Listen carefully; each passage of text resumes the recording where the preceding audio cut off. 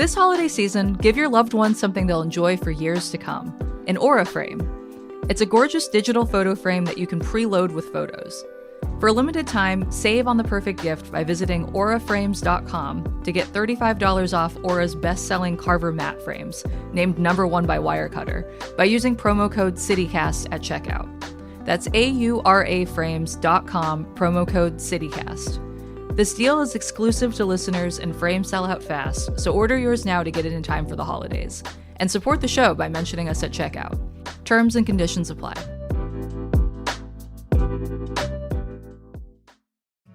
CityCast Seattle is made possible by AT&T. America's first network is also its fastest and most reliable. Based on RootMetrics' United States Root Score Report, 1H 2025.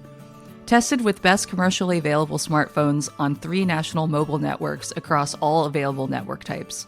Your experiences may vary. RootMetrics rankings are not an endorsement of AT&T. When you compare, there's no comparison. AT&T. This is CityCast Seattle.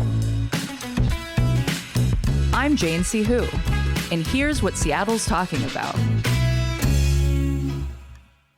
Today on CityCast Seattle, we're talking all things books, our favorite Seattle reads, building literary community in town, and bringing new voices to the scene. But first, I want to know, Max Delsohn, author of Crawl, his debut story collection, which focuses on the experience of being trans in Seattle in the 2010s. What is the last book you read, or what are you currently reading? I am actually reading, or I just finished reading, rather, a book that is from a writer that I met in residency. The residency is Mineral School. It's a residency in the foothills of Mount Rainier. It's so No gorgeous. way. What? Yeah, it's really awesome. And I made 2 now lifelong friends who are fellow Pacific Northwest writers. One of them is Sarah Jaffe, who's based in Portland, but her story collection, Hurricane Envy, is the book I just read. And I told her in person, this is like a masterwork. The beauty and the originality of the sentences are so off the charts. So yeah, I've been talking it up to everybody because it's really an amazing read. I love that. Okay, Hurricane Envy, Sarah Jaffe. I love it when you can fangirl about one of your friends' works, like genuinely, where you're like, I'm so Totally. excited about it.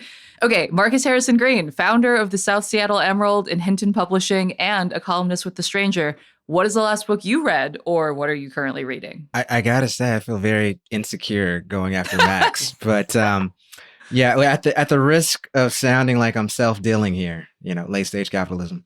The last book that I read was called The Sylvan Hotel by Franny James. It is actually published by my publishing house, Hinton Publishing, and it's based in the 1990s in Seattle. You have a young person who is trying to find themselves while working at the Sylvan Hotel, where all these rock stars, come in and out of. And essentially, it's about how do you hold on to a city that you love that just no longer exists, right? How do you still hold on to something that has meant so much to you, and yet it's fading? So yes, it's a great story, if I do say so myself. Yeah.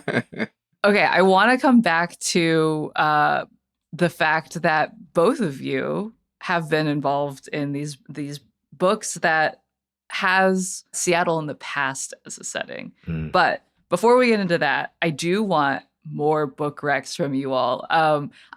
As you all know, there's a bunch of books that are set in Seattle, use Seattle as a backdrop, characters that are from Seattle, or even just writers who have spent time in Seattle or are from here that are wonderful reads. And now that we're heading into like fall, winter season, I always am looking to curl up with a good book. I feel like that's when I really catch up on my reading for the year. Any recommendations for books with a Seattle connection? Gosh, I really love We Hereby Refuse. It's by Frank Abe and Tamika Naimuro. It's a graphic narrative that means it has pictures, folks.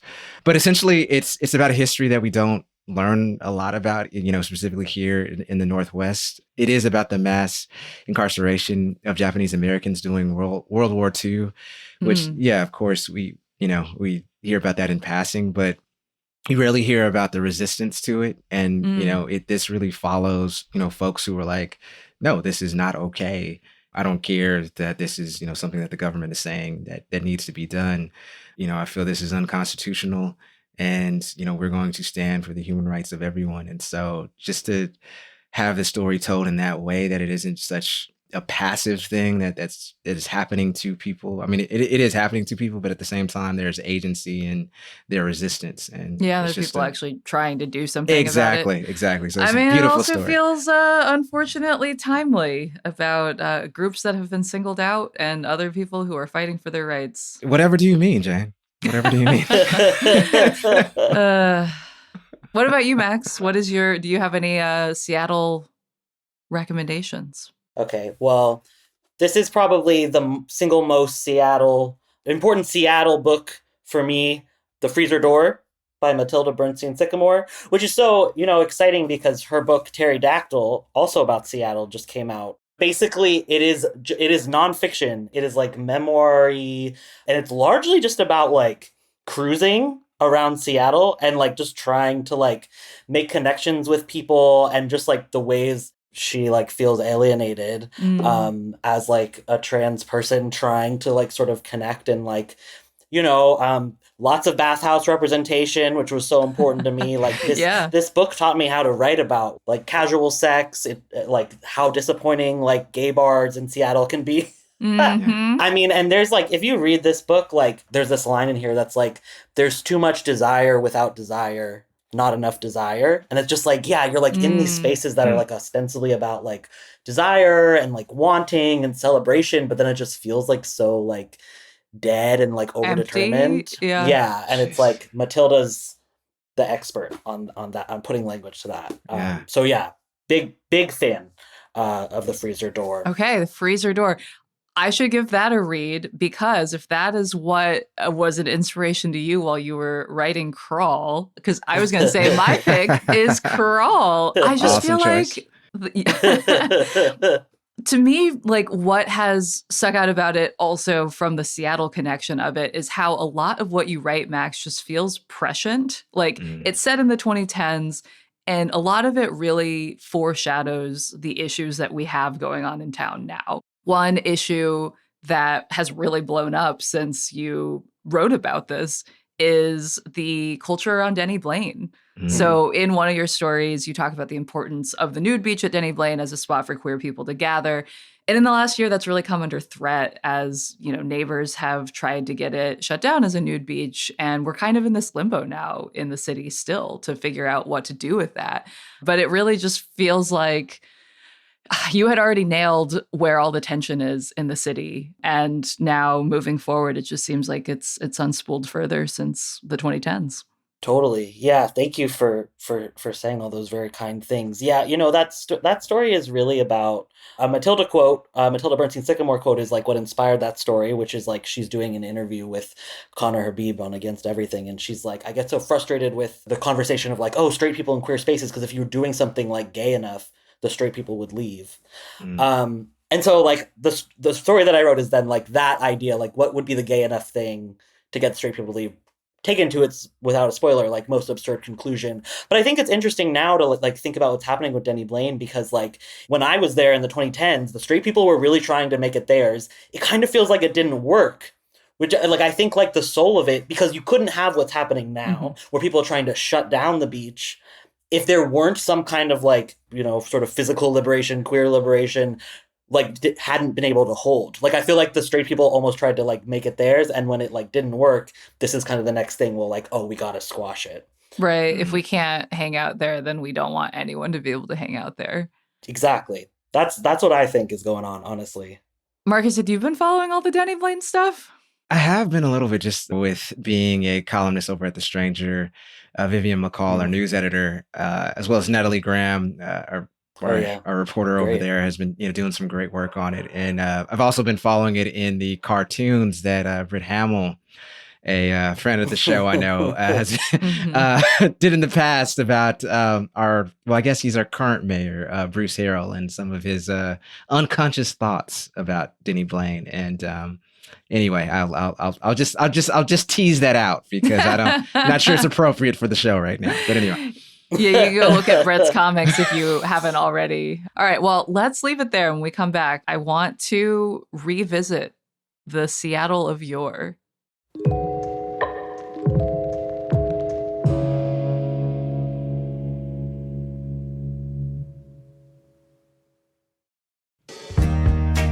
The holidays are coming up. Maybe you've got family coming to town and you want to show them a good time. Or maybe you have a few days off and you want to treat yourself to a little staycation. One of my favorite things is to hop on the ferry and head over to Bainbridge Island. I always feel like I'm in a movie when I'm on the ferry, like whether they're the dramatic views of the Seattle skyline or just moody fog. And once you're on Bainbridge, there's a lot to do. Their downtown is super close to the ferry terminal, and you can just go right over and do your holiday shopping. Like there's this amazing antique store where I once got these Japanese woodcut coasters that I get compliments on all the time. You could also check out the Bainbridge Bakery Trail. There are 10 bakeries and cafes with vegan and gluten-free options, all within walking distance of the ferry, and another 6 if you've got wheels. Go to visitbainbridgeisland.org and check out the Bakery Trail under Things to Do. Or follow Visit Bainbridge on Instagram at visitbainbridgeislandWA.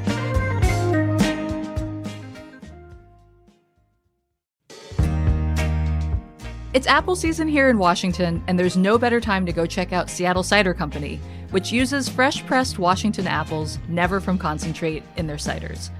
They're a local gem based in SoDo who have been making craft cider since 2013. Bring the whole family and go visit their all-ages tap room, which features rotating small batch and limited release ciders. They've currently got a vivid light cider line with new flavors like tart apple, juicy pear, bright cherry, fresh peach, wild blueberry, and ripe plum. You can also pick up a 6 or 12 pack to go. Personally, I'm going to pick up some cans of the bright cherry to take to my next board game night with friends. Find Seattle Cider on the web at seattlecidercompany.com to check out the cider lineup and view upcoming taproom events. You can also use their cider finder to find local bars, restaurants, and grocery stores that sell Seattle cider.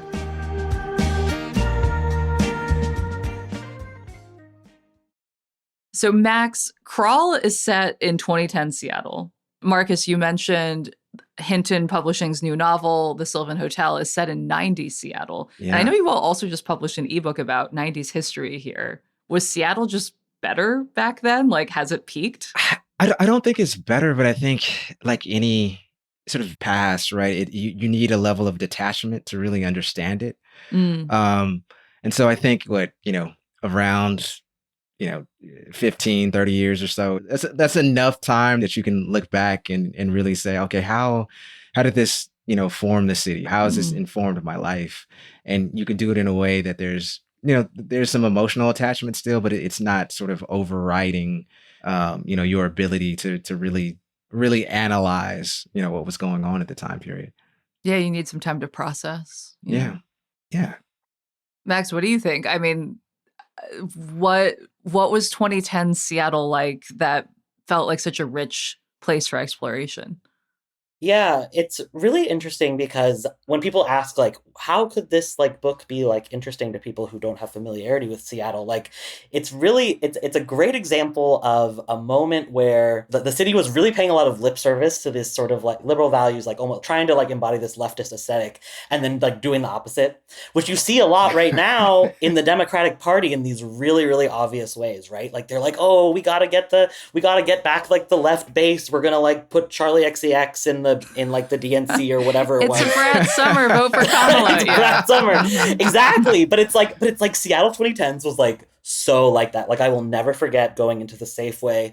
I'm pretty sure it was on 15th and John, that Safeway. Or was it QFC? But I remember going to a grocery store on 15th and it was a Wells Fargo ATM that said like love wins. And it's like, okay, you've got that. You've got like rainbow flags in every storefront, but then like you're putting spikes in your benches in your bus shelters, and you're doing these vicious sweeps of the encampments. Like you're paying all this lip service to like, oh, we care about our like marginalized residents, but then your policies are doing the opposite.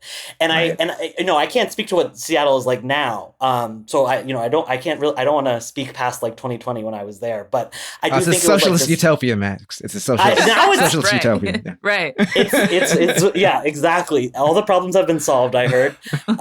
But yeah, because the same kinds of things were happening so much in the queer community in Seattle, where there was like, we're all like tender queer small beings, like we're all going to be like so good to each other, like we're patriarchy, misogyny, like racism, like, and then it's like, no, actually, all of those things are still happening, and we just are not talking about it or dealing with it in a reasonable way. Yeah, and Jane, I will say, my third dose of caffeine finally kicked in, so I can actually answer your question. But I think if you look back at the 1990s, I think that's when Seattle, for really the first time, sort of announced itself culturally, right? We had, we were known for like our grunge music. I mean, you had sort of this explosion of like, oh, Seattle, that's the place where this style of music and the style of living, right, is, and this sort of slacker narrative is coming from. And I think before that, you still had a lot of people who, quite frankly, they thought Seattle is that close to Alaska, right? But I think there's so much culture that came out of there, from Cameron Crowe and the movie, what's it, Reality Bites? Not Reality Bites, excuse me. Say Anything with John Cusack, right? You had Singles, right? So I mean, I think that was the time where it was like we were known as this sort of very eccentric but hip place. And I don't think that sort of strangeness and that cool strangeness, cool weirdness is maybe as prevalent as it once was. Well, I mean, speaking of, one thing I wanted to ask you both, I mean, how would you all characterize the literary scene in Seattle? I think per capita, like we sort of punch above our weight at times, right? I mean, I think look at look at sort of the national names that we have, like everybody from Ijoma Oluo, who lives in Seattle and is on the New York Times bestseller list perennially. You have Timothy Egan, who also writes for the New York Times, and I want to say his novel Fever in the Heartland, I believe, won a National Book Award. You have Sonora Jha, whose book The Laughter was just shortlisted for a National Book Award. I mean, these are all people who were, amongst us, and in a city that of only 800,000, and yet we're able to compete, if you will. There's a reason why we were named one of the most literate cities in the entire world, not just in the United States. Hey, we know how to read. We got that going for us. Yeah, from my perspective of like, I was like such a very young writer. Like I graduated college in 2015 and then was getting involved in Hugo House. And, by the time I was leaving Seattle, Hugo House, it stopped occupying the place in the culture, is how I perceived that it had. And there were so many different reasons for that. Yes, there were. Yeah, there were. Yeah. And, it's interesting, like some people, Sonora Jha was like, when I did the Made at Hugo House Fellowship, she was my like writer in residence. And like, I got to work with her. So there's all these different ways that like, I think different writers have plugged in. When I was like a young writer, it was hard to know sometimes where to go for like that institutional support. Something that is like different is I felt like people would like actually like get grants for like writing stuff in Seattle. And then I like moved to other cities and I was like, oh, I'll like get some grants. Seattle had all these grants. And then I was like, oh, that was Seattle had some grants, but other places don't. But yeah, I think there's like some, I just not to like shamelessly self-promote, but I finally got to go to, okay.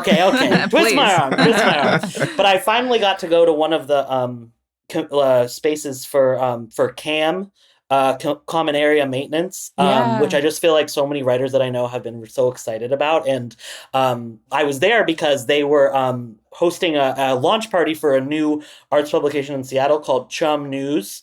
I just started following them. Yeah, cool. Yeah, and yeah, just not to brag, I am interviewed. It is a feature on me. Awesome. Not to brag, but they're just doing so much cool stuff, and they're like I would say that like Chum and Cam that make me feel like optimistic compared to some of the things I was going through as a writer in the 2010s there. Totally. And I mean, okay, so Marcus, you recently founded Hinton Publishing, and it's a publishing house that features what you all call historically underinvited communities. And I really love that phrase. Awesome. But I wanted to hear more about... It's not just to bypass the whole DEI money that's no longer coming to places. But anyway. No, but say more about what that means, right? Like why I think underrepresented is a word people often use, but I think underinvited really like flips the narrative on its head a little bit. Yeah, I mean, it ultimately it comes from the story of my grandfather, Lenny Hinton. He was a writer in Chicago. in the 50s and 60s. And he ended up working about 5 years on a book about it was a novel about the Great Wall of China. He ends up... interesting. Yeah, he ended up sending it in to a publisher, doesn't hear anything back for a couple of years. Then he's walking through his favorite bookstore in Chicago.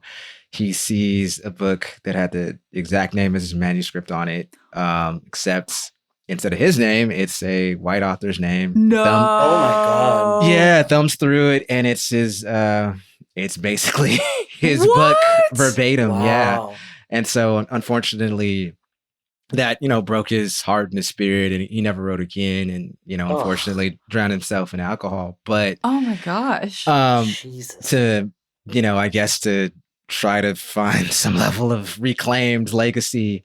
There are just so many people, like him who ultimately are very talented, but because of the level of gatekeepers we've had and quite frankly continue to have in the publishing industry that are very white and very male still at the top, echelons of leadership, they don't get the time of day. And so, if we over at Hinton, if we could do just a little bit to sort of break that glass ceiling for folks is what we want to do. So that's why we say that it's underinvited, because they're as talented as anybody in terms of authors here in the Pacific Northwest, in terms of BIPOC authors and so on and so forth. And they just need the invitation. So absolutely. Yeah.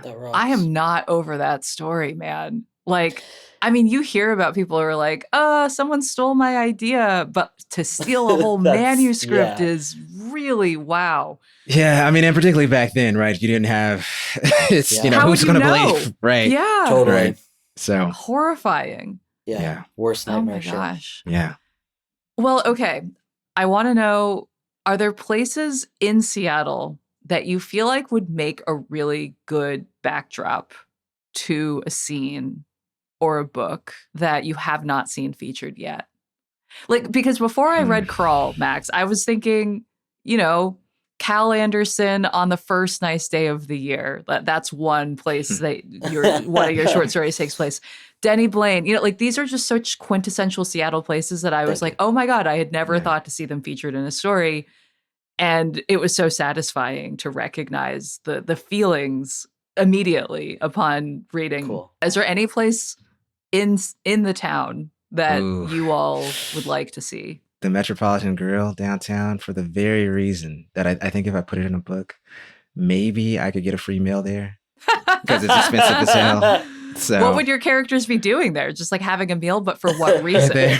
That's a good question. Maybe it's a murder mystery or something. They're just, they're going through the case. All right, Max, I want to know about you. When you asked this question, my best thought was like the waterfront. Ooh. There's I don't remember what it's even called, but there's like a seafood restaurant down there where the seagulls, I've never seen seagulls like the seagulls at the waterfront.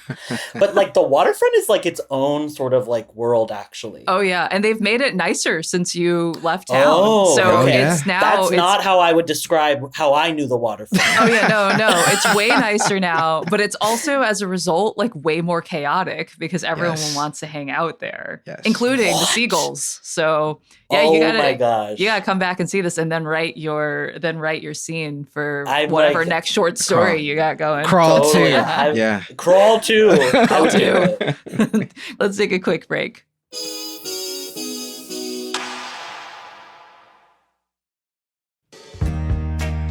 The holidays are coming up, and if you're looking for something festive to do, check out the Argosy Cruises Christmas Ship Festival.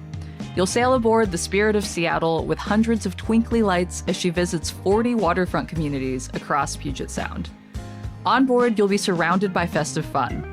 There are going to be live holiday choir performances, warm drinks, cozy indoor seating, gorgeous views, and even a visit from Santa. With departure locations in downtown Seattle, Kirkland, Renton, Ballard, Leschi, Edmonds, South Lake Union, and Tacoma, there's a sailing for everyone. And every ticket supports the season of giving, with a portion of proceeds donated to the Seattle Times Fund for those in need, helping several local charities. Make some new holiday memories and book your Christmas ship cruise at argosycruises.com. So we're talking about books. Mm-hmm.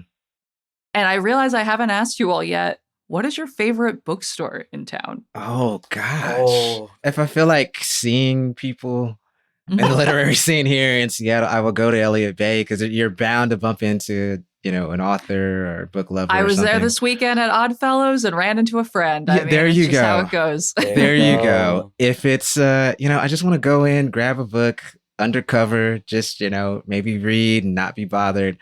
I would go to Third Place Books, specifically in Seward Park. It is just, there's wonderful quiet and beer. And I love those two things as an introvert. And then third, it would be Estelita's Library. It's social justice themed over there in the Central District. They're great. Second location in Beacon Hill that's opening. And, just love that for like a community feel when you want to be amongst community and actually to, discuss the meaning behind books. So love that. What about you, Max? I'm going to have to do a 4-way. Okay. All right, we're shouting out 7 bookstores. I'll say this. I mean, I'm an Elliott Bay super fan. That's where I first discovered Grey Wolf Press, which is my publisher now and is my favorite press. All my literary dreams are just wrapped up in the walls of that store. And then Third Place, I also was I love all the Third Place places, and I felt really grateful at Third Place that our booksellers are just so hyped, have been hyped on Crawl, but just are always just so the enthusiasm there for the books that they want to sell is just so palpable, and I just feel so grateful for that. And then the other two I wanted to bring up, Charlie's Queer Books. Shout out to Charlie's. I'm obsessed with that. I was obsessed with that store from social media because it really started. It breaks my heart for my younger self that Charlie wasn't a thing when I was actually in Seattle, because I just watch all. I've been connected with him, since this, but I just used to watch all of his social media and be like, who is this charming trans guy that owns a bookstore in Seattle? This is everything I've ever wanted. And then I have to just shout out Twice Old, because yes. The vibes are unmatched. The vibes are matched. It is so amazing. Also, that that's on social media, Jamie and all the cats. I'm this is brilliant. It's such a singular experience walking around in that store, and now it's there's so many other people that now, even who maybe won't ever get to go to Seattle or whatever, get to experience the magic of Twice Old. Yeah, there are no bad bookstores in Seattle. I know. That is true. Yeah. That's true. I feel like any place really just punches above their weight in terms of, if not selection, definitely vibes. Totally. Absolutely. Also, if people are interested, I put together a little list of my favorite bookstores, which includes, I think, almost everything you all said, which you can probably find somewhere. You can find online at seattle.citycast.fm. Okay, so beyond bookstores, how else have you all found community around town, either as readers or as writers? That's a great question. I mean, I think it's had to, at least for me, I think it's had to be curated at times. I have a great friend, Katie Lee Ellison. Love Katie. Yeah. Love her. And she used to do these nonfiction for no reason reading events where, it'd be at Charlie's and other places. They would rotate. I ended up partnering with her to do ones in the summertime at Jude's bar. And it was just so great to see.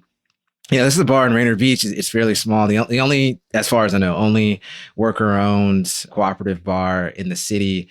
And you'd have people, traveling as far as from Shoreline and Everett just to come, to hear people read. It's just so heartening to see that the literary community here in Seattle is one where people have a thirst for this. And so, I just wish there were, quite frankly, just more opportunities for folks to get together in Seattle. I think the desire, as you said earlier, Max, the desire, I'm paraphrasing you horribly, but the desire is there. Paraphrasing Matilda. Yeah. So, the desire is here. We just need, we need somebody to fulfill it. So anyway. That is the tricky thing, right? It requires someone taking the initiative, and I've always appreciated Katie for doing that. Actually, the first time that I had ever gone to CAM was a reading that she put together that I was a part of, and that was really lovely. So yeah. What about you, Max? Like, I know you were involved with Hugo House when you were here. Yeah, I mean, I did meet people through Hugo House, but I think honestly, like even more than just like, I worked the front desk for a while and then I was like a maid fellow, but I feel like, and I think this is especially true in Seattle, is like, if it, that's why it seems like nonfiction for no reason, like, is so exciting, because it's like, it's readings, and it's like, writers are insecure, like even me. What do you mean? I'm not really me. Like, I'm the only writer who's not insecure, but like, it's still nice to, hear from people. Yes. And it's like, you go up to people out of reading, and that's like how I talked to Matilda. I was just like, I think you're amazing. And like, and writers are like, that's what like sustains us, because certainly like, it's not the money you're saying? It's not the sales. Yeah, it's not, except for in my case, of course, but in general. So yeah, I think just like, it's hard to like take that first step, I think, when you're like, I want to make more writer friends, but it's like the easiest way is go to a reading, get really psyched on someone, and use the energy of their performance to be like, hey, I just wanted to say, I loved your work, here's why. And that's all it is. Like, that's how I've made most of my like creative artist type friends, Okay, last thing. Where should people go to do that? To either do that or to hear other people be doing that? I feel like the writers that I know who were really involved in Hugo House and kind of like haven't really known kind of where to go next have been looking at Cam. And not just like from someone who's not living in Seattle, just like what I've been hearing. I'm like, Katie Lee Ellison, we love you for nonfiction for no reason. We love you, Katie. I only hear the best things about that series. I would just follow her around. Yeah. Yeah. I mean, second that. And then also, if you're more of a novice and you're sort of trying to start out, I would go to a spot like a Space Inside that's, in downtown Seattle, where they'll have open mic nights, and, you can rush out to the streets downtown if you feel embarrassed after reading. There's also some reading nights, I should say, over at Boom Boona Cafe, and both, I believe it's both the Renton and University of Washington location. And those are pretty low lifts in terms of, being a, polite audience if you're just starting out. Love that. And a lot of bookstores and the Seattle Public Library have great author events. Of course, those are often folks who are a little bit more established and are out on book tour. But I do feel like there's always just something energizing being in a room full of other people who are interested in literature and hearing an author speak about their own work. And if you've read their work before, like getting to tell them what it means to you, like it's all very special. And I encourage everyone to get out there. Or if the thing that you want to exist doesn't exist yet in Seattle, make it. Yes. That is, I think, the anti-Seattle freeze and like the little soapbox I will be on forever and ever. Yeah. And with that, that's all for today here at CityCast Seattle. I'm your host, Jane Sihu. Max Delsohn, thanks so much for joining us. Oh, thank you, Jane. This was a delight. Marcus Harrison Green, thank you for being here. Best part of my week, Jane.